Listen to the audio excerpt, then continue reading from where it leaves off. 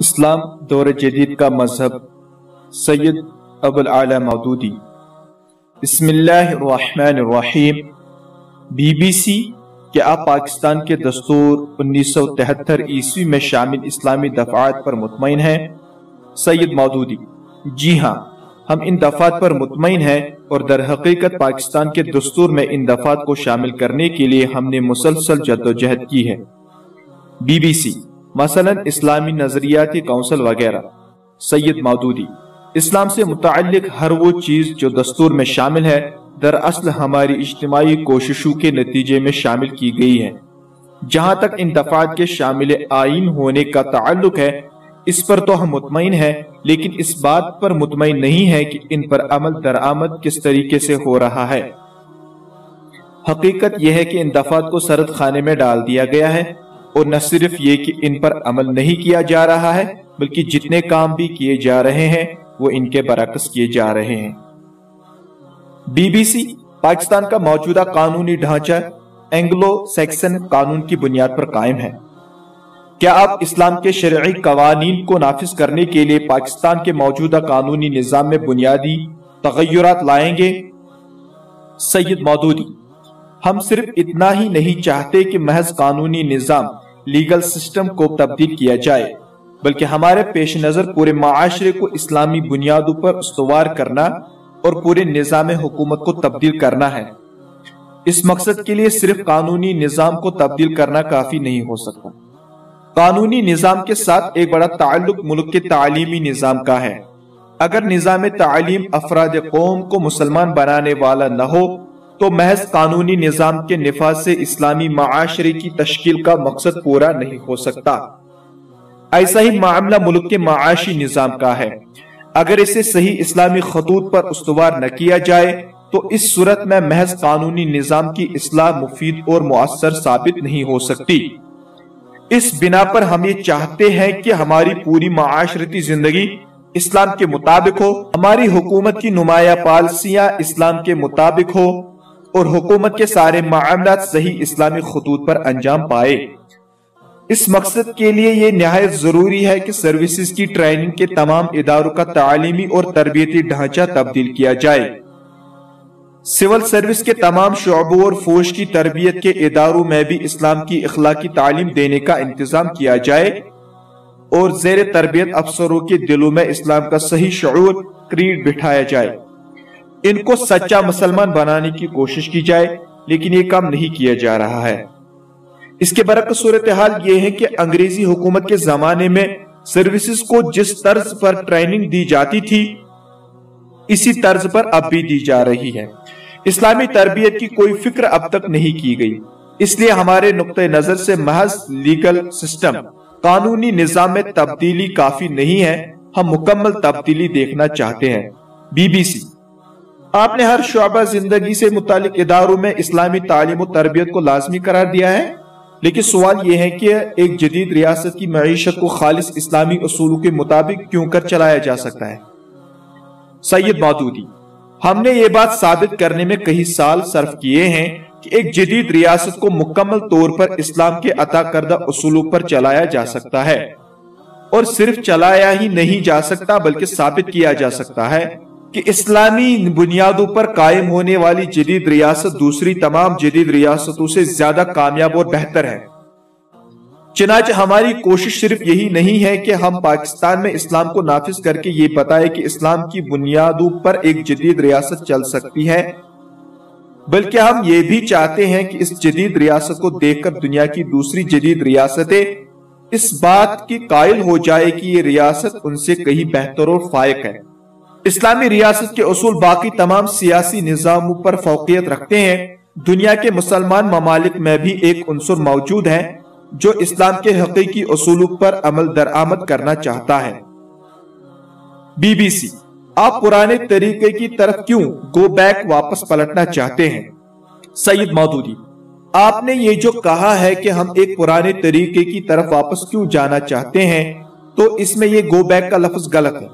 بات دراصل یہ ہے کہ انسان کے لیے خدا کی طرف سے جو ہدایت آئی ہے وہ سب سے قدیم بھی ہے اور سب سے جدید بھی۔ خدائی ہدایت کسی وقت اور مقام کی پابند نہیں ہے۔ بلکہ یہ ایک ازلی اور ابدی چیز ہے۔ اس وجہ سے گو بیک کا لفظ استعمال کرنا بے معنی ہے۔ Truth is always truth. It cannot be old or new at any time and at every place it is true. صداقت ہر حال میں صداقت ہے، اس کے قدیم یا جدید ہونے کا سوال ہی پیدا نہیں ہوتا۔ صداقت ہر عہد میں اور ہر مقام پر صداقت ہے۔ B B C. اسلامی قانون کے بعض پہلو مثلا قانون تعزیرات کرمنل لاز کے بارے میں جدید ذہن کے اندر بعض اعتراضات اور شبہات پائے جاتے ہیں۔ موجودہ دور کی جدید مسلم ریاستیں بھی ان قوانین کو ترک کر چکی ہیں۔ شاید آپ اتفاق کریں کہ یہ تعزیری قوانین دراصل قرون وسطی کی سوسائٹی کے لیے وضع کیے گئے تھے اور یہ قوانین موجودہ معاشرے کے لیے زیادہ موزوں نہیں ہو سکتے۔ اب جرم اور سزا کے بارے میں تصورات بھی تبدیل ہو چکے ہیں، اس لیے یہ معاملہ مذہبی نقطہ نظر سے زیادہ معاشرتی ہے۔ کیا آپ اس بدلے ہوئے زمانے میں اس دور کے تبدیل شدہ رویوں کے برعکس ان قوانین کو ان کی اسی پرانی شکل میں نافذ کرنا چاہیں گے؟ سید مودودی۔ آپ جس عصر حاضر کا ذکر کر رہے ہیں، آپ کا کیا خیال ہے کہ اس میں امریکہ اور یورپ کے اندر اور خود مسلمان ممالک کے اندر جن میں اسلامی قوانین پر عمل کرنا چھوڑ دیا گیا ہے، کیا وہاں ارتکاب جرم کی رفتار کرائم ریٹ بڑھ رہی ہے یا کم ہو رہی ہے؟ کیا خیال ہے آپ کا؟ B B C. In many countries it is increasing. بہت سے ممالک میں یہ رفتار بڑھ رہی ہے۔ سید مودودی۔ ہمارے ہاں پنجاب کے بارے میں جو پولیس رپورٹ حال 1975 عیسوی میں شائع ہوئی ہے، اس میں یہ بتایا گیا ہے کہ صرف ایک مہینے میں 200 قتل ہوئے ہیں اور یہ رفتار جرم پہلے سے کہیں زیادہ ہے۔ امریکہ اور دوسرے ترقی یافتہ ممالک میں رفتار جرائم کے بارے میں آپ خوب جانتے ہیں کہ اس وقت کیا ہے اور وہ کتنی تیزی سے بڑھ رہی ہے۔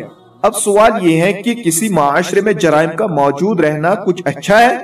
B B C. اچھا نہیں ہے۔ سید مودودی۔ اس کا صاف مطلب یہ ہے کہ آپ کے موجودہ کرمنل لاز تعزیری قوانین جرائم کے خاتمے میں مکمل طور پر ناکام ہو چکے ہیں۔ یہی نہیں بلکہ ان میں اضافے کے موجب بن رہے ہیں۔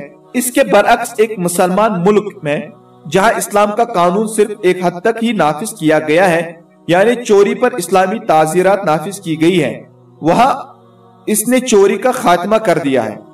وہاں کیفیت یہ ہے کہ اگر آپ اپنا سامان سڑک پر چھوڑ کر چلے جائے اور 3 دن کے بعد واپس آئے تو وہ آپ کو وہی پڑا ملے گا، کوئی اس کو ہاتھ نہیں لگائے گا۔ اگر آپ اپنا گھر کھلا چھوڑ کر چلے جائے اور کہیں ہفتے کے بعد واپس آئے تو آپ کو سارے گھر کا سامان جو کا تو ملے گا، کوئی شخص گھر میں داخل تک نہیں ہوگا۔ یہ صرف اس چیز کا نتیجہ ہے کہ سعودی عرب میں ان سزاؤں کے نفاذ پر شروع میں جو چند ہاتھ کاٹے گئے ان کی وجہ سے چوری کا وہاں خاتمہ ہو گیا۔ تو کیا چند مجرموں کے ہاتھ کاٹ کر چوری ختم کر دینا بہتر ہے، یا یہ بہتر ہے کہ مجرموں کو جیل بیچ کر ان کو عادی مجرم بنایا جائے؟ وہ جیل سے نکلے تو پھر چوری کریں اور پھر جیل جائیں۔ حقیقت یہ ہے کہ آپ کے موجودہ تعزیری قوانین جرائم کی پرورش کر رہے ہیں، لیکن ہم اسلامی قوانین کے نفاذ کے ساتھ جرائم کو ختم کر سکتے ہیں۔ اب کیا یہ بہتر ہے کہ ہم جرائم کو ختم کر دیں، یا یہ بہتر ہے کہ جرائم ہوتے رہے اور ان کو مؤثر انسداد کی کوئی تدبیر نہ کی جائے؟ B B C. جدید معاشرے کے حالات و اطوار بہت بدل چکے ہیں۔ جرم اور سزا کا تصور بدل چکا ہے۔ ماضی کی اسلامی ریاست میں اور موجودہ دور کی جدید ریاست میں بڑا فرق رونما ہو چکا ہے۔ شکاگو اور نیو یارک جیسے بڑے بڑے شہروں کی معاشرتی کیفیت اور ساخت بالکل مختلف ہے۔ اس لیے ایک محدود شہری نظام کے لیے اگر اسلامی سزائیں مفید بھی تھی تو موجودہ بڑے بڑے شہروں کے لیے یہ کس طرح کارآمد ہو سکتی ہیں، جبکہ ان میں جرائم کا ہونا ایک حد تک فطری بات ہے اور ان میں سزاؤں کا عملی نفاذ کوئی آسان کام بھی نہیں۔ سید مودودی۔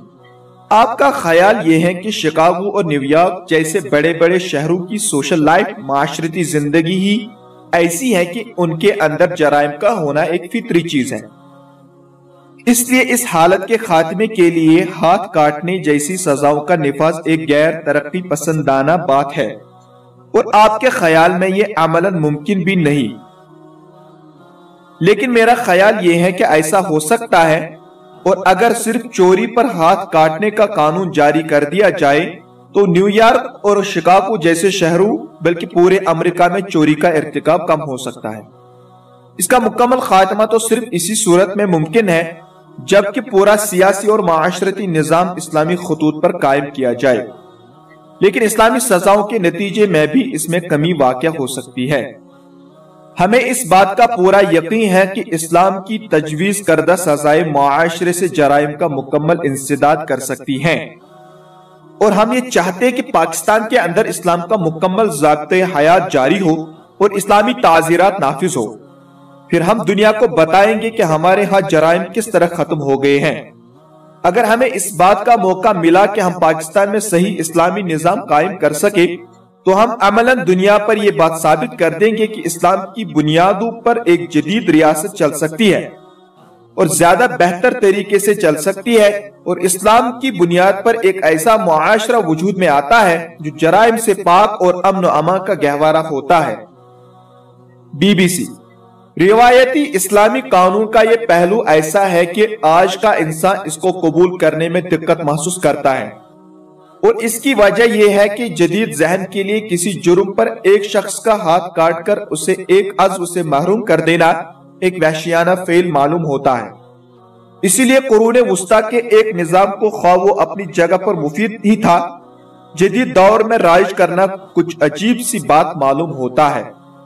سید مودودی: میرا خیال ہے کہ آپ کی موجودہ تہذیب کو، جسے آپ جدید تہذیب کہتے ہیں، جتنی ہمدردی مجرم کے ساتھ ہے اتنی ہمدردی ان لوگوں کے ساتھ نہیں جن پر جرم کا ارتکاب کیا جاتا ہے۔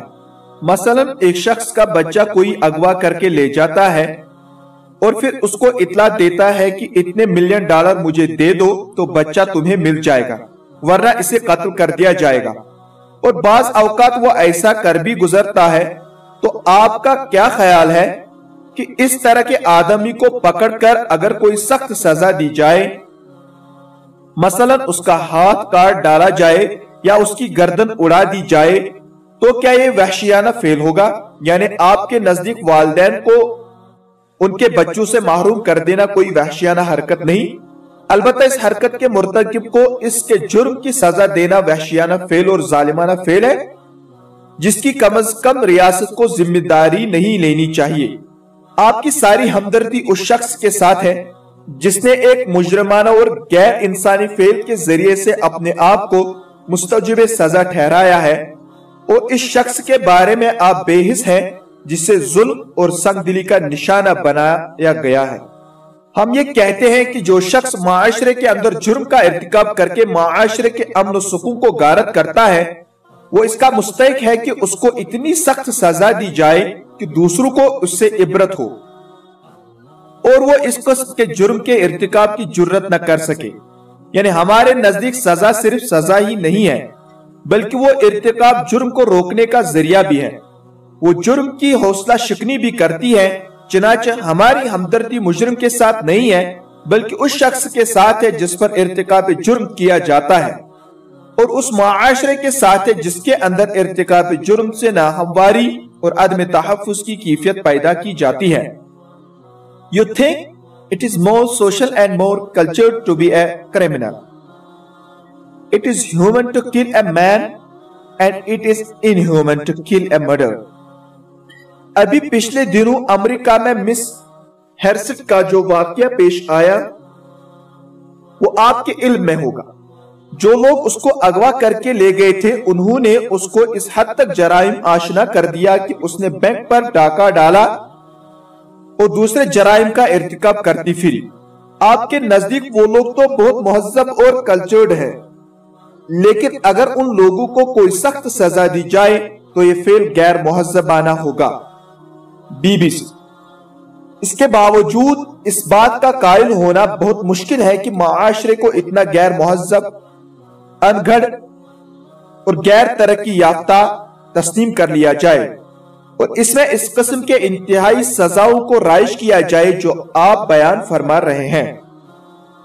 سید مودودی: بات دراصل یہ ہے کہ آپ کے معاشرے میں جو جرائم ہو رہے ہیں آپ نے ان کے ساتھ صلح کر لی ہے اور آپ ان کے ساتھ ہی جینا چاہتے ہیں۔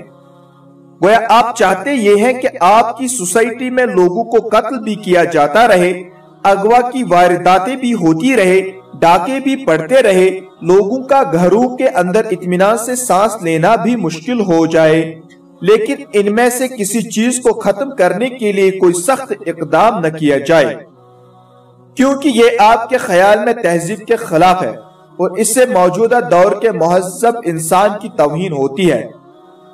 نیو یارک میں اس وقت حالت یہ ہے کہ اگر رات کے وقت آ کر کسی کا کوئی عزیز یا دوست گھنٹی بجائے تو وہ کبھی اس خوف سے دروازہ نہیں کھولے گا کہ آنے والا ضرور کوئی ڈاکو ہوگا۔ اس قسم کے خوف و دہشت کے درمیان آپ لوگ زندگی بسر کر رہے ہیں، لیکن اس صورتحال سے آپ نے کمپرومائز سمجھوتا کر لیا ہے اور اس کو بدلنے کے لیے آپ تیار نہیں۔ آپ کا خیال یہ ہے کہ اس کو تو رہنا ہی ہے اور اس چیز کے ہوتے ہوئے آپ ماڈرن اور مہذب بھی ہیں، لیکن اگر اس جرم خوف کی زندگی کو بدلنے کے لیے کوئی سخت قدم اٹھایا جائے تو وہ آپ کے نزدیک قرون وسطیٰ کی طرف پلٹنا ہے۔ لیکن ہم یہ چاہتے ہیں کہ اگر ہمیں موقع ملے تو ہم اسلامی قوانین کو رائج کر کے دنیا کو دکھا دیں کہ اس طرح ایک پرامن معاشرہ، پیسفل سوسائٹی وجود میں آتا ہے۔ وہ معاشرہ مہذب اور ماڈرن بھی ہوگا اور امن و سلامتی کا گہوارہ بھی۔ اس کے قیام کے بعد آپ کے یہ سارے نام نہاد جدید تصورات و نظریات محض ایک داستان پارینہ بن جائیں گے۔ چنانچہ اگر ہم اسلامی نظام زندگی کے قائل اور اسے دنیا میں قائم کرنے کے آرزو مند ہیں تو اس وجہ سے نہیں کہ وہ ہمارا قدیم مذہبی یا قومی نظام ہے اور اس بنا پر اس کے ساتھ ہمیں محبت ہے، بلکہ اس کو ہم اس وجہ سے مانتے ہیں کہ وہ سراسر ایک معقول و عادلانہ نظام ہے اور یہ ایک بالکل مطابق انصاف اور معقول بات ہے کہ سوسائٹی کو جرائم سے پاک کیا جائے۔ ہمارے نزدیک وہ معاشرہ نہایت برا ہے جس کے اندر جرائم پرورش پاتے ہو اور لوگوں کی ہمدردی کا اصل مرکز مجرم ہو، نہ کہ وہ جن پر جرم کا ارتکاب کیا گیا ہو۔ BBC جن ممالک میں مسلمان اقلیت میں ہیں اور وہاں اسلامی قوانین نافذ نہیں بلکہ سیکولر نظام پایا جاتا ہے، ان ممالک میں مسلمانوں کا طرز عمل کیا ہوگا جبکہ وہ کسی غیر اسلامی قانون پر یقین نہیں رکھتے؟ کیا وہ اس قسم کی گورنمنٹ کے خلاف کوئی اقدام کریں گے؟ سید مودودی: نہیں۔ اگر ہم کسی غیر مسلم ریاست میں ہوں گے تو ہم اس ریاست میں یہ کوشش کریں گے کہ پرامن جمہوری ذرائع سے لوگوں کے خیالات کو تبدیل کریں اور دلائل کے ساتھ ان کو اسلامی نظام زندگی کی معقولیت اور برتری کا قائل کریں۔ اس طریقے سے جب ہم اکثریت کے خیالات اور ذہنوں کو تبدیل کر لیں گے اور لوگوں کو اسلامی نظام زندگی کا قائل کر لیں گے تو اس اکثریت کی بنا پر وہاں کا نظام تبدیل کریں گے۔ ظاہر ہے کہ یہ چیز جمہوری نقطہ نظر سے بالکل درست ہوگی۔ ہم اس ریاست کے اندر غیر جمہوری ذرائع سے کوئی انقلاب نہیں لائیں گے۔ BBC کیا آپ کے خیال میں جمہوریت کے اسلامک سوشل فلسفی کے اندر گنجائش پائی جاتی ہے؟ سید Maududi: Yes, but not in the Western meaning. In Western meaning, political philosophy, sovereignty rests with people, but in Islam it rests with God. جی ہاں، لیکن اہل مغرب کے نظریے کے مطابق نہیں۔ مغربی فلسفہ سیاست میں تو اقتدار اعلیٰ کے مالک عوام ہوتے ہیں، لیکن اسلام میں اقتدار اعلیٰ اللہ تعالیٰ کو حاصل ہے۔ اس بنیادی فرق کے باوجود ہمارا نظام حکومت ایسا ہوگا کہ اس میں ریاست کے سربراہ کا انتخاب لوگوں کی کثرت رائے کے ذریعے سے ہوگا۔ لوگوں کے نمائندے ان کی رائے سے منتخب ہوں گے اور پارلیمنٹ ان منتخب نمائندوں پر مشتمل ہوگی۔ کوئی حکومت عوام الناس کا اعتماد کھو دینے کے بعد قائم نہیں رہ سکے گی۔ اس حد تک جمہوریت ہمارے ہاں موجود ہے وہ اللہ تعالیٰ کے اقتدار اعلیٰ کو تسلیم کرتے ہوئے حکومت کی مشینری جمہوری طریقے پر اللہ تعالیٰ کے احکام و قوانین نافذ کرے گی۔ عوام خود مقتدر اعلیٰ نہیں ہوں گے۔ BBC کیا اس وقت ان معنوں میں کوئی صحیح اسلامی جمہوری ریاست پائی جاتی ہے یا ماضی قریب میں ایسی کوئی ریاست موجود تھی؟ سید مودودی اگر فرض کیجئے کہ کسی مسلمان ملک میں اس قسم کا اسلامی جمہوری نظام موجود نہیں ہے تو اس کا یہ مطلب نہیں ہے کہ اسلام کا دیا ہوا جمہوری تصور ریاست اور قانون حکمرانی ناقص ہے، بلکہ یہ صورتحال ان لوگوں کی غلطی کا نتیجہ ہے جو مسلمان بھی کہلاتے ہیں لیکن اسلام کے جمہوری نظام کو رائج نہیں کرتے۔ چنانچہ ہماری کوشش یہ ہے کہ مسلمان جہاں کہیں بھی ہیں وہ محض پروفیسنگ مسلمز نام کے مسلمان نہ رہے بلکہ پریکٹسنگ مسلم عملی مسلمان بنے۔ BBC آپ موجودہ دور میں حکومت کا نظام کن خطوط پر استوار کریں گے؟ سید مودودی اگر آپ جماعت اسلامی کے مینیفیسٹو منشور کا مطالعہ کریں تو آپ کو پوری طرح معلوم ہو جائے گا کہ ہم اسلامی حصول حکمرانی پر مبنی ایک جمہوری حکومت کس طرح قائم کریں گے اور اس کے نمایاں خد و خال کیا ہوں گے۔ BBC ایک اور اہم مسئلہ ہے سوسائٹی میں عورت کے مقام اور حیثیت کا۔ اس معاملے میں اسلامی اقدار مغرب کی صنعتی طور پر ترقی یافتہ سوسائٹی کی اقدار سے قطعی طور پر مختلف اور متضاد ہے۔ آپ کی رائے کیا ہے اس معاملے میں کہ کیا جدید زمانے کے بدلے ہوئے حالات اور جدید تہذیبی قدروں کی روشنی میں معاشرے کے اندر عورت کے بارے میں اسلام کے نقطہ نظر میں کوئی ترقی پسندانہ تبدیلی ممکن ہے؟ سید مودودی دیکھیے آپ کے خیال میں آپ کی جو جدید تہذیب اور ماڈرن کلچر ہے، آپ سمجھتے ہیں کہ تہذیب اور ثقافت کا یہی ایک سٹینڈرڈ معیار ہے۔ اس معیار پر آپ دوسری ہر تہذیب و ثقافت کو پرکھتے ہیں، لیکن ہم اس کو نہیں مانتے۔ آپ اپنی جس تہذیب اور کلچر کو ماڈرن کہہ کے اس کی بڑی تعریف کرتے ہو، ہم یہ سمجھتے ہیں کہ یہ ایک بیک ورڈ، پسماندہ اور فرسودہ چیز ہے اور یہ تباہ کر رہی ہے آپ کی پوری سوسائٹی کو اور آپ کے پورے نظام تمدن کو۔ ہم نہیں چاہتے کہ اس ماڈرن کلچر کو اپنی سوسائٹی میں لائیں اور اسے بھی تباہ کر لیں۔ آپ کی جدید تہذیب یہی ہے نا کہ آپ نے اپنے ہاں خاندانی نظام کا خاتمہ کر دیا ہے۔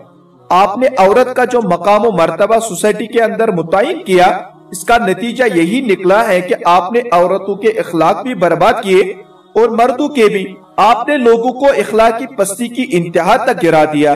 کہ آپ چاہتے ہیں کہ ہم بھی وہاں تک گر جائیں؟ ہم اس کے لیے تیار نہیں۔ ہم اپنی سوسائٹی کو ان تمام برائیوں سے پاک رکھنا چاہتے ہیں جو آپ کی ماڈرن سوسائٹی میں پائی جاتی ہیں۔ ہمارے نزدیک ترقی اور چیز ہے اور نام نہاد ماڈرن سوسائٹی کی بری عادات و اطوار اور چیز۔ ہم ترقی کے قائل ہیں اور وہ ہم ضرور کریں گے، لیکن اس شکل میں نہیں کہ جس طرح آپ کر رہے ہیں۔ ہم اس کو غلط سمجھتے ہیں۔ اس کے بجائے ہم اپنے اصولوں پر تعمیر و ترقی کریں گے اور وہی صحیح معنوں میں تعمیر و ترقی شمار ہوگی۔ BBC کیا آپ سمجھتے ہیں کہ عورت کا مقام گھر کے اندر ہے اور اس کی معاشرتی زندگی کے جملہ معاملات اس کے شوہر سے ہی وابستہ ہونے چاہیے اور وہ دوسرے مردوں سے رابطہ نہیں رکھ سکتی؟ اس صورت میں کیا آپ یہ بھی پسند نہ کریں گے کہ عورتیں ڈاکٹر یا معلمات بنیں؟ سید مودودی جی ہاں، اسلامی اصول معاشرت کی روح سے عورت کا مقام اس کا گھر ہے اور اس میں مرد کی حیثیت نگران اور قوام کی ہے۔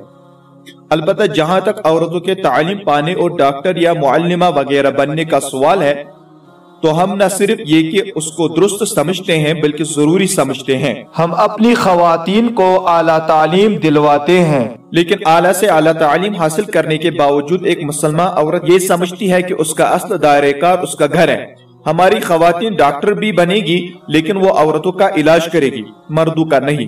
ہم عورتوں کا ڈاکٹر بننا اس لیے ضروری سمجھتے ہیں کہ وہ عورتوں کا علاج کرے اور عورتوں کو مردوں سے علاج نہ کرانا پڑے۔ ہم یہ چاہتے ہیں کہ عورتیں اعلیٰ تعلیم حاصل کر کے معلمات اور لیڈی لیکچرر اور پروفیسر بنے تاکہ وہ ہماری بچیوں کو اعلیٰ تعلیم دے سکے۔ ہم یہ نہیں چاہتے کہ ہماری عورتوں کو مرد پڑھائے۔ چنانچہ ہمارے ملک میں ایسے بے شمار کالج موجود ہیں جن میں صرف خواتین پڑھاتی ہے اور تمام علوم و فنون کی تعلیم دیتی ہے۔ وہ سائنس بھی پڑھاتی ہے اور دوسرے جدید علوم بھی۔ اسی طرح دوسرے شعبوں میں بھی جہاں ضروری ہو ہم اپنی خواتین کو اعلیٰ تعلیم و تربیت سے آراستہ کرتے ہیں، لیکن ان سب چیزوں کے ساتھ ساتھ ہم اس اصول کو ہرگز تبدیل نہیں کریں گے کہ مسلمان عورتوں کا اصل مقام ان کا گھر ہے۔ مسلمان عورت سے ہم جو بھی کام لیں گے وہ اس کے گھر کے اندر اور عورتوں کی سوسائٹی کے اندر لیں گے۔ BBC جیسا کہ آپ نے فرمایا یہ درست ہے کہ مغربی سوسائٹی میں خاندانی نظام انتشار کا شکار ہے، لیکن اسلامی قانون کا یہ پہلو بھی غور طلب ہے کہ اس میں طلاق کے ذریعے شادی کے بندھن کو ختم کر دینا بہت آسان ہے، خاص طور پر موجودہ فیملی لاز عالی قوانین سے پہلے تو ایسا ہی تھا۔ کیا یہ چیز عورتوں کے لیے عدم تحفظ کی موجب نہیں ہے؟ سید مودودی: طلاق میں اس آسانی کے باوجود آپ دیکھتے ہیں کہ ہمارے ہاں طلاقوں کی شرح بہت کم ہے، بلکہ نہ ہونے کے برابر ہے، جبکہ مغربی ممالک میں یہ بہت زیادہ ہے۔ وہاں خاندانی نظام مکمل طور پر تباہ ہو چکا ہے۔ میں نے مغربی معاشرے اور مغربی تہذیب کی اس صورتحال کا اپنی آنکھوں سے مشاہدہ کیا ہے۔ ہمارے یہاں تو کبھی اتفاق سے یہ سننے میں آتا ہے کہ کسی شخص نے اپنی بیوی کو طلاق دے دی، اور اس پر ہم حیران ہوتے ہیں کہ ایسا کیوں ہوا۔ اس طرح طلاق ہمارے ہاں آسان ہونے کے باوجود عملاً ایک ریئر کامیاب چیز ہے، لیکن آپ کے ہاں جو حالات ہیں وہ آپ خود جانتے ہیں کہ وہاں طلاقوں کی کس طرح بھرمار ہو رہی ہے، وہاں طلاقوں کی کس قدر بھرمار ہو رہی ہے۔ BBC: مغربی سوسائٹی میں طلاقوں کی یہ کثرت عورتوں کے لیے کچھ زیادہ بڑا مسئلہ نہیں ہے، کیونکہ وہ معاشی طور پر آزاد ہے اور مرد کی محتاج نہیں ہے، جبکہ اسلامی معاشرہ میں عورت کی یہ پوزیشن نہیں ہے۔ سید مودودی: آپ کو معلوم نہیں ہے کہ مسلمان عورت اپنے باپ سے ورثہ پاتی ہے، اپنے شوہر سے اور اپنے بیٹے سے بھی اس کو حصہ پہنچتا ہے۔ اس طرح جس شکل میں بھی اس کو کوئی ورثہ ملتا ہے وہ اس کی خود مالک ہوتی ہے، اور اس کا شوہر، باپ، بیٹا یا کوئی اور شخص اس کو اس سے محروم نہیں کر سکتا۔ اسی طرح ایک مسلمان عورت کاروبار کر سکتی ہے اور ان اداروں میں ملازمت کر سکتی ہے جن کا دائرہ کار خواتین تک محدود ہے۔ اس طرح اس کو معقول طریقے سے جو معاشی آزادی حاصل ہو سکتی ہے ہم اس کو تسلیم کرتے ہیں، لیکن ہم ایسی معاشی آزادی کو درست نہیں سمجھتے جس کے نتیجے میں وہ بالکل آزاد ہو جائے، اور جس کے نتیجے میں معاشرے کے اندر طلاقوں کی اس طرح بھرمار ہو جائے جیسی کہ مغربی معاشرے میں پائی جاتی ہے۔ جس سوسائٹی میں ڈیورس ریٹ، طلاق کی شرح اس قدر بڑھ جائے، وہاں ان بچوں کا کیا حشر ہوگا جن کی ماؤں نے طلاق لے لی ہو۔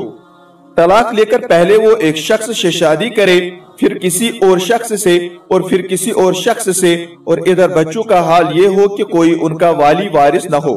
آپ کے ہاں نئی نسل جرائم کی کیوں عادی ہوتی جا رہی ہے، اور ٹین ایجرز نوعمر طبقے میں جرائم کیوں ایک بڑا مسئلہ بنے ہوئے ہیں؟ اس کی وجہ اس کے سوا کیا ہے کہ آپ کے ہاں طلاق کی بڑی کثرت سے ہو رہی ہے، اور ان کے نتیجے میں خاندانی نظام درہم برہم بلکہ تباہ ہو کر رہ گیا ہے۔ آپ دیکھ رہے ہیں کہ آپ کے ہاں نوعمر مجرم زیادہ تر عائلی طور پر برباد گھروں سے نکل کر آ رہے ہیں، لیکن آپ یہ تسلیم کریں گے کہ ایسی بات خدا کے فضل سے ہمارے ہاں تقریباً ناپید ہے، اور ایسا شاذ و نادر ہی کبھی ہوتا ہوگا کہ کسی خاندان میں طلاق کے نتیجے میں بچے بگڑ کر مجرم بن جائے۔ تو اس لحاظ سے ہم اپنے آپ کو مغربی معاشرے سے کئی زیادہ بہتر اور قابل رشک پوزیشن میں پاتے ہیں، اور یہ چیز اسلام کے ان معاشرتی اصول کی بدولت ہے جو ہمارے معاشرے میں اب تک برقرار ہے اور ان کی پابندی کی جاتی ہے۔ BBC: کیا آپ بھارت کے موجودہ حالات میں بھارتی مسلمانوں کی اخلاقی مدد اور حمایت کرنا چاہتے ہیں؟ سید مودودی: بالکل، ہم بھارتی مسلمانوں کو مورل سپورٹ، اخلاقی مدد دینا بھی ضروری سمجھتے ہیں، اور ہم یہ بھی چاہتے ہیں کہ دنیا کی رائے عامہ کو اس بات پر آمادہ کرے کہ وہ بھارت میں مسلم کشی کو روکنے میں اپنا کردار ادا کرے، اور بھارتی حکومت پر یہ دباؤ ڈالے کہ وہ وہاں کے مسلمانوں کے ساتھ عدل و انصاف کے ساتھ کام لے۔ ہم یہ سمجھتے ہیں کہ ان پر مسلسل ظلم و زیادتی کی جا رہی ہے، ظلم و زیادتی ہی نہیں بلکہ ان کی نسل کشی کی جا رہی ہے، جو کہ اقوام متحدہ کے چارٹر کے مطابق بھی جرم ہے۔ لیکن چونکہ بھارت ایک بڑی طاقت ہے، اس لیے اس سے یہ نہیں پوچھا جاتا کہ وہ اپنے شہریوں کے ساتھ یہ سلوک کیوں کر رہا ہے۔ ہم یہ چاہتے ہیں کہ دنیا کی رائے عامہ اس معاملے میں بھارت پر اپنا اخلاقی دباؤ ڈال کر اسے اس نسل کشی سے باز رکھنے کی کوشش کرے۔ BBC: آپ کی اس بارے میں کیا رائے ہے کہ آیا تصنیفی کام میں تاریخی تحقیق کے جدید اصول اختیار کیے جا سکتے ہیں؟ سید مودودی: آپ تاریخی تحقیق و مطالعے کے جس ماڈرن سسٹم کا حوالہ دے رہے ہیں، میرا خیال یہ ہے کہ اس مقابلے میں ہمارے ہاں جو طریقے تحقیق ہے اس کا ماڈرن ریسرچ اسکالرز کو کبھی خیال بھی نہیں آیا ہوگا۔ ہمارے ہاں جس طریقے سے روایات کو تحقیق و جستجو اور چھان پھٹک کے بعد قبول کیا جاتا ہے، اس کا اہتمام کسی دور میں بڑے سے بڑے علماء تاریخ نے کبھی نہیں کیا۔ ہمارے ہاں روایات کی صحت کو عقلی معیار پر جانچنے کے ساتھ ساتھ ان کی اسناد کی تحقیق کی جاتی ہے۔ جب یہ بات ثابت ہو جاتی ہے کہ ان کی سند پوری طرح متصل ہے اور اس میں کوئی کڑی غائب یا کمزور نہیں ہے، تب ان روایات کو قبول کیا جاتا ہے۔ احادیث اور کتب سیرت میں رسول اللہ صلی اللہ علیہ وسلم سے منسوب تمام روایات کو اس طریقے تحقیق پر جانچنے کے بعد ان کو قبول یا رد کیا جاتا ہے۔ آپ کے موجودہ ریسرچ سکالرز اس طرز تحقیق سے بالکل ناآشنا ہے۔ BBC، میں آپ کا بہت شکر گزار ہوں کہ آپ نے اپنے قیمتی وقت میں سے یہ گراں قدر لمحات مجھے عطا فرمائے۔ یہ میرے لیے ایک بڑا اعزاز ہے۔ اب میں آپ سے اجازت چاہتا ہوں۔ بہت بہت شکریہ۔ خدا حافظ۔ ہفتہ روزہ آئین، لاہور، مدیر مظفر بیگ، 15 جنوری 1976 عیسوی، 25 نومبر 1975 عیسوی، صبح 11 بجے۔ BBC لندن کے نمائندے ولیم کرائلے نے یہ انٹرویو لیا، جسے حفیظ الرحمان احسن نے ٹیپ کر کے مرتب کیا۔ یہ سوال و جواب زیادہ تر اردو میں ہوئے تھے۔ ڈیلی سن: جو لوگ ترک وطن کر کے یہاں برطانیہ آئے ہیں، کیا وہ یہاں کے طرز زندگی، روایات اور اقدار کو اپنا لیں گے؟ سید مودودی: مسلمانوں کو مغربی تہذیب کے مقابلے میں اسلامی روایات اور تہذیب و ثقافت سے کسی قیمت پر بھی دستبردار نہیں ہونا چاہیے۔ یہ آپ کا کام ہے کہ آپ اپنے لوگوں کو اس رواداری اور وسیع و ظرفی کی تعلیم دیں کہ وہ نہ صرف یہ کہ بہت سی نسلوں پر مشتمل سوسائٹی کو قبول کرے، بلکہ ملٹی کلچرل سوسائٹی، کثیر قومی معاشرے کی تشکیل کو بھی تسلیم کرے۔ ڈیلی سن: کیا یہ ممکن ہے؟ مختلف ثقافتوں کی علمبردار قوموں پر مشتمل سوسائٹی تو ایک ناممکن سی بات معلوم ہوتی ہے۔ سید مودودی: بلا شبہ تعصب ماحول پر بری طرح چھایا ہوا ہے، لیکن لوگوں کے لباس وغیرہ تو سطحی چیزیں ہیں۔ اصل تعصب جس کا تدارک کرنے کی ضرورت ہے وہ اس سطح کے نیچے خیالات و افکار میں پایا جاتا ہے۔ برطانوی باشندے بھی تو آخر ہمارے ملک میں آ کر رہے تھے، لیکن ہم نے تو انہیں کبھی مقامی معاشرے میں جذب ہو جانے کے لیے نہیں کہا تھا، اور نہ ہم نے ان سے کبھی اپنے مقامی لباس پہننے کا مطالبہ کیا تھا۔ موجودہ دور میں یہ بات کچھ ضروری نہیں رہی ہے کہ لوگ اپنے ملکوں کے اندر ہی محدود رہیں اور ان سے باہر نہ نکلے۔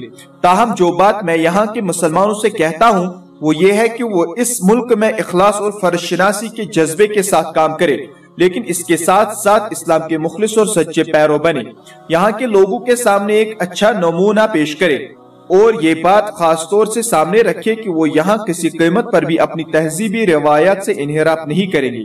ڈیلی سن، لندن، 12 دسمبر 1968۔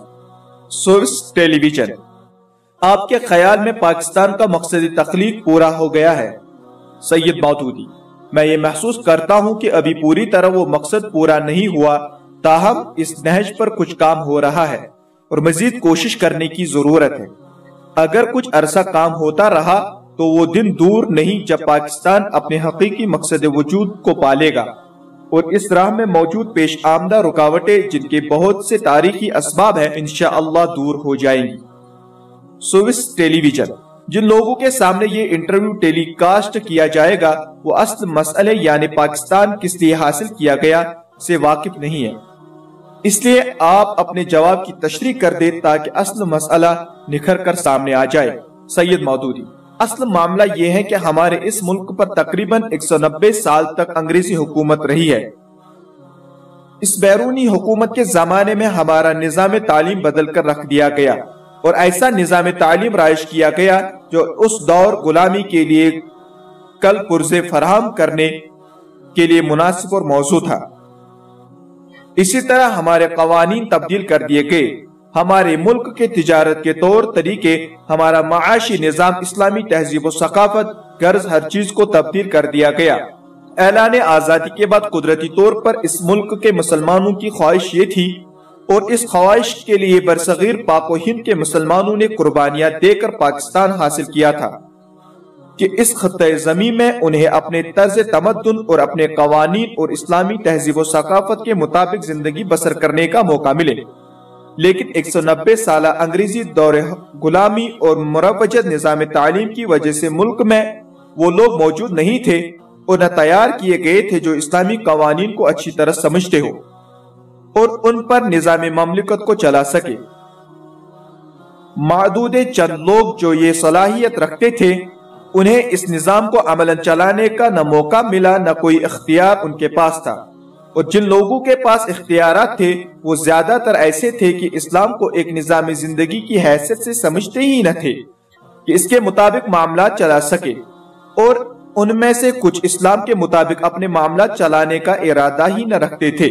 हम इस असल सबब को समझते हैं और इस वजह से बड़े सब्र के साथ मुद्दत से उन असबाब को दूर करने की फिक्र कर रहे हैं जो इस राह में असल रुकावट बने हुए हैं। हमारा ख्याल है कि अगर इसी तरह सब्र और हिकमत के साथ मुसलसल काम किया जाए तो इंशाअल्लाह एक वक्त आएगा जब पाकिस्तान सही मानों में एक इस्लामी स्टेट बन जाएगा और एक सही इस्लामी मुआशरा वजूद में आ जाएगा। Swiss television. मैं महसूस करता हूँ कि इस मुल्क में मगरबी तहजीब के असरात ज्यादा तेजी के साथ फैल रहे हैं और नौजवान ज्यादातर इन असरात को कबूल कर रहे हैं।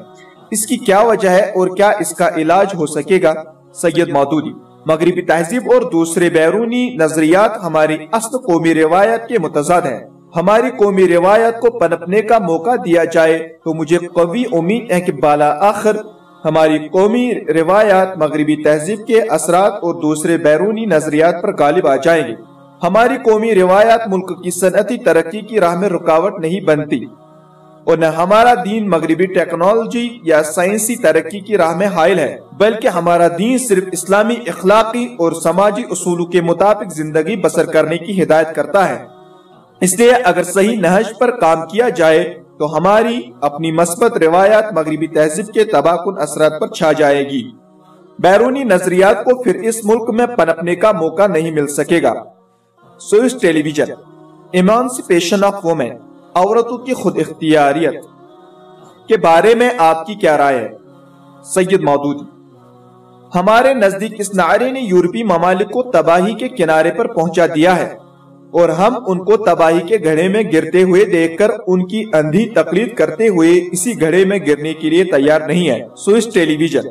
मतलब ये कि आप मर्दो जंग के आजादाना इख्तिलात मिक्सिंग के मुखालिफ है। सैयद मौदूदी।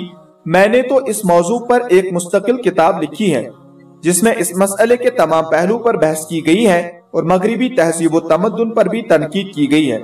स्विस टीवी 1968 के अवाइल में ये इंटरव्यू रिकॉर्ड किया जिसका तर्जुमा एशिया 21 जुलाई 1968 में शाया हुआ। Italy television. बर्रे-सगीर में इस्लाम की आमद पर यहाँ के बाशिंदों को भला किस चीज ने अपील किया था? सैयद मौदूदी। बर्रे-सगीर में इस्लाम पहली सदी ही में आ गया था। पहली सदी से मेरी मुराद पहली सदी हिजरी है। इस जमाने में इस्लाम को दो मजहबों से साबका पेश आया, एक बुद्ध मत, दूसरे हिंदू मजहब। बुद्धिज्म एक ऐसा मजहब है जो इंसान को रहबानियत सिखाता है और हिंदुइज्म एक ऐसा मजहब है जो इंसान को ऐसे मुस्तकिल तबकात में तकसीम करता है जो कभी तब्दील नहीं हो सकते। इसके अलावा हिंदू मत शिर्क व बुत परस्ती पर मबनी है। इस्लाम जब आया तो उसने यहाँ एक तरफ तौहीद का अकीदा पेश किया, दूसरी तरफ उसने तबकाती तकसीम को बातिल साबित किया और तमाम इंसानियत की वहदत पर जोर दिया। तीसरी तरफ उसने इंसान को ये बताया कि उसकी तरक्की का फितरी रास्ता तर्क दुनिया और रहबानियत नहीं है, बल्कि इज्तिमाई जिंदगी में रहते हुए खुदा और उसके बंदू और खुद अपने नफ्स के हुकूक अदा करना है। जो असरात इस्लाम ने बर्रे-सगीर के बाशिंदों पर डाले उनका अंदाजा करने के लिए ये बात काफी है कि जहाँ इस्लाम की आमद से पहले एक मुसलमान भी मौजूद न था, वहाँ आज करोड़ों मुसलमान पाए जाते हैं, क्योंकि इनके जहन को इस्लाम की तालीम तौहीद ने, वहदत इंसानी के तखय्युल ने और इज्तिमाई जिंदगी की इस्लाह के प्रोग्राम ने अपील किया। Italy television. जदीद दौर के लिए इस्लाम का इज्तिमाई फलसफा हयात क्या है? सैयद मौदूदी। इस्लाम का इज्तिमाई फलसफा हयात हर जमाने के लिए है। वो मौजूदा दौर के लिए भी इसी तरह सही और दुरुस्त है जिस तरह कदीम दौर के लिए था और आइंदा आने वाले हजारों साल के लिए रहेगा। उसका फलसफा हयात इस तसव्वुर पर मबनी है कि इंसान के लिए सही रवैया जिंदगी अल्लाह वहदहू ला शरीक की बंदगी और इताअत और इस कानून की बंदगी और इताअत और इस कानून की पैरवी है जो अल्लाह ताला ने अपने पैगंबरों के जरिए से भेजा है। चूंकि ये सारी कायनात अल्लाह की सल्तनत है और इंसान फितरी तौर पर उसका बंदा है, इसलिए हर जमाने में इंसान के लिए सही रवैया इसके सिवा और कुछ नहीं हो सकता कि वो खुदा की बंदगी और इताअत करे और उस कानून की पैरवी करे जो इस कायनात के बनाने वाले ने अपने पैगंबरों के जरिए से भेजा है। यही तरीक़ा जिंदगी हर जमाने के लिए ठीक और दुरुस्त है। जब कभी इंसान ने इसे इन्हिराफ किया, उसको ऐसे पेचीदा मसाइल से सादका पेश आया जिनको वो अपनी अक्ल से कभी सही तौर पर हल न कर सका। موجودہ دور میں جو تمدن اور تہذیب کا نظام پایا جاتا ہے وہ چونکہ خدا کی اطاعت سے منحرف اور اس کے قانون سے بے نیاز ہے، اس لیے اس نے بھی بے شمار ایسے مسائل پیدا کر دیے ہیں جن کے حل کرنے پر انسان قادر نہیں ہو رہا ہے۔ مثلا آج خاندانی زندگی کا نظام موجود تہذیب ہی کی وجہ سے درہم برہم ہو رہا ہے۔ مثلا اسی تہذیب و تمدن کی بدولت رنگ اور نسل کے امتیازات اس حد تک بڑھ گئے ہیں کہ دنیا میں کبھی انسانیت پر اتنا ظلم و ستم نہیں ہوا جتنا اس رنگ و نسل کے امتیاز کی بدولت آج ہو رہا ہے۔ مثلا اس تہذیب نے نیشنلزم کا طوفان برپا کر دیا جس کی بدولت دنیا میں 2 عظیم جنگیں ہو چکی ہے اور مزید ہوتی نظر آ رہی ہے۔ یہ سب کچھ اسی وجہ سے تو ہے کہ انسان نے علوم طبعی کی طرح اپنی اجتماعی زندگی کے لیے بھی اپنی عقل ہی کو کافی سمجھ لیا ہے اور اپنی زندگی کا نظام اپنی عقل سے تصنیف کرنے کی کوشش کی ہے۔ اگر اس فطری نظام کو اختیار کیا جائے جو انسان کے لیے خدا نے اپنے پیغمبروں کے ذریعے سے بھیجا ہے تو یہ مسائل کبھی پیدا نہ ہو، اور اگر کبھی پیدا ہو بھی جائے تو ان کو آسانی سے حل کیا جا سکتا ہے۔ اٹلی ٹیلی ویژن۔ نسل اور رنگ کا مسئلہ اسلام کس طرح حل کرتا ہے؟ سید مودودی۔ نسل اور رنگ کے مسئلے کے پیدا ہونے کا اصل سبب یہ ہے کہ آدمی محض اپنی جہالت اور تنگ نظری کی بنا پر یہ سمجھتا ہے کہ جو شخص کسی خاص نسل یا ملک یا قوم میں پیدا ہو گیا ہے وہ کسی ایسے شخص کے مقابلے میں زیادہ فضیلت رکھتا ہے جو کسی دوسری نسل یا قوم یا کسی دوسرے ملک میں پیدا ہوا ہے۔ حالانکہ انسانوں کی پیدائش ایک قدرتی امر ہے، ان کے اپنے انتخاب کا نتیجہ نہیں ہے۔ اسلام ایسے تمام تعصبات کو جاہلیت قرار دیتا ہے۔ وہ کہتا ہے کہ تمام انسان ایک ماں اور ایک باپ سے پیدا ہوئے ہیں اور انسان کے درمیان فرق کی بنیاد اس کی پیدائش نہیں بلکہ اس کے اخلاق ہے۔ اگر ایک انسان اعلیٰ درجے کے اخلاق رکھتا ہے تو خواہ وہ کالا ہو یا گورا، خواہ وہ افریقہ میں پیدا ہوا ہو یا امریکہ میں یا ایشیا میں، بہرحال وہ قابل قدر انسان ہے۔ اور اگر ایک انسان اخلاق کے اعتبار سے برا آدمی ہے تو خواہ کسی جگہ پیدا ہوا ہو اور اس کا رنگ خواہ کچھ ہی ہو اور اس کا تعلق خواہ کسی نسل سے ہو، وہ ایک برا انسان ہے۔ اسی بات کو محمد رسول اللہ صلی اللہ علیہ وسلم نے ان الفاظ میں بیان فرمایا ہے کہ کالے کو گورے پر اور گورے کو کالے پر کوئی فضیلت اگر ہے تو وہ تقوی کی بنا پر ہے۔ جو شخص خدا کی صحیح بندگی کرتا ہے اور خدا کے قانون کی صحیح پیروی کرتا ہے، خواہ وہ گورا ہو یا کالا، بہرحال وہ اس شخص سے افضل ہے جو خدا ترسی اور نیکی سے خالی ہو۔ اسلام نے اسی بنیاد پر تمام نسلی اور قومی امتیازات کو مٹایا ہے۔ وہ پوری نوع انسانی کو ایک قرار دیتا ہے اور انسان ہونے کی حیثیت سے سب کو برابر کے حقوق دیتا ہے۔ قرآن وہ پہلی کتاب ہے جس نے انسان کے بنیادی حقوق کو واضح طور پر بیان کیا ہے۔ اسلام وہ پہلا دین ہے جس نے تمام انسانوں کو جو کسی مملکت میں شامل ہو ایک جیسے بنیادی حقوق عطا کیے ہیں۔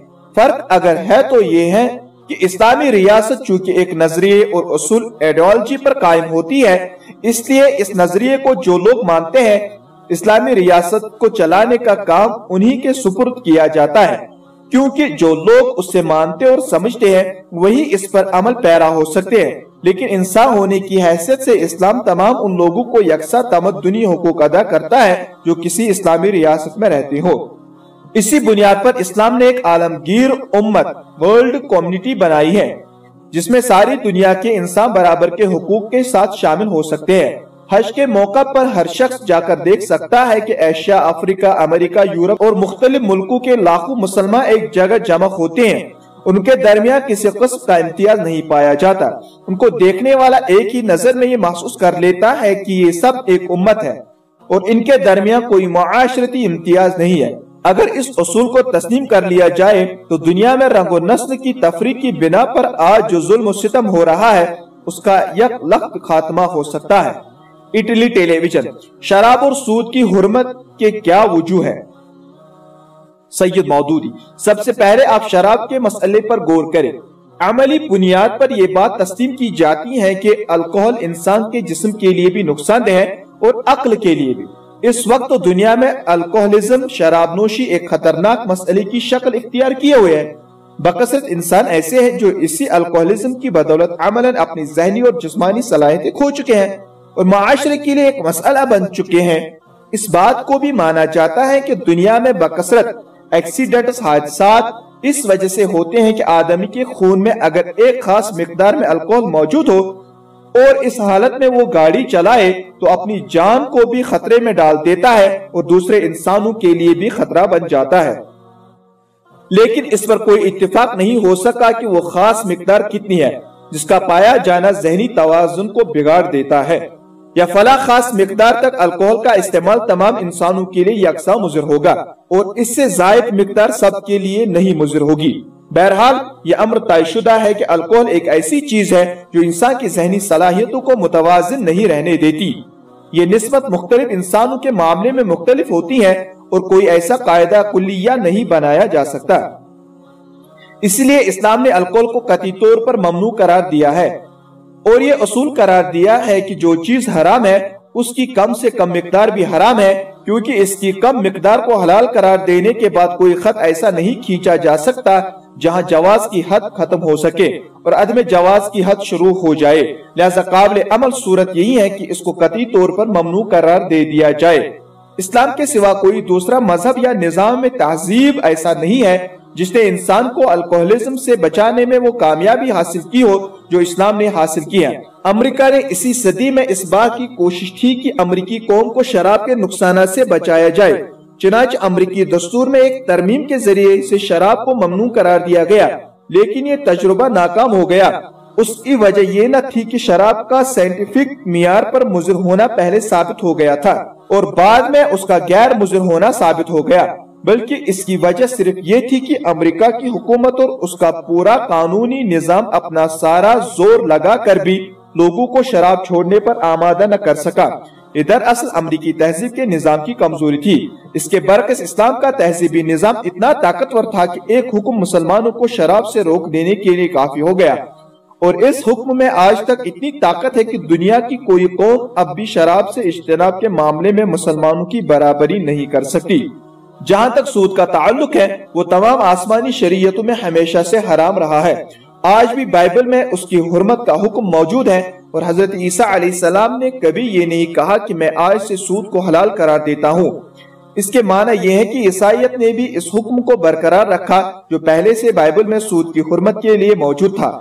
اگر سود کسی وقت بھی حلال کیا گیا ہوتا تو اس کا ثبوت موجود ہوتا کہ فلاں پیغمبر نے یا خدا کی فلاں کتاب نے اس کو حلال قرار دیا ہے، لیکن میرے علم میں نہیں ہے کہ کبھی خدا کی کسی کتاب میں اس کے حلال ہونے کا حکم آیا ہے۔ اب رہا یہ سوال کہ سود کیوں حرام ہے، اس کے بارے میں یہ اصولی بات سمجھ لینی چاہیے کہ انسان ان چیزوں کی برائی کو تو جان سکتا ہے جو جسمانی حیثیت سے اس کے لیے نقصان دہ ہوں، کہ کون سی غذائیں اس کے اخلاق پر برا اثر ڈالتی ہے اور روحانی حیثیت سے اس کے لیے نقصان دہ ہے۔